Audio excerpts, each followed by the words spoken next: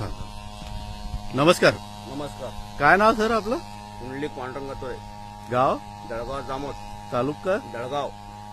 जिल्हा? बुलढाणा. बुलढाणा. बरं, आता ह्या तुमचं कपाशीचा प्लॉट आहे, बरोबर आहे? हो. तर कधीची लागवड आहे ही? हे 12 जूनची. 12 जूनची.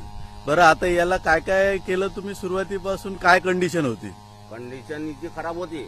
खराब होती. 2-3 फवारे मी बाहेरचे मारले. ते बरं. खराब होती. पण ज्यानंतर मी डी फ्रेश आणि गो फ्रेश हा. मारल्यानंतर पराठीची क्वालिटी हं.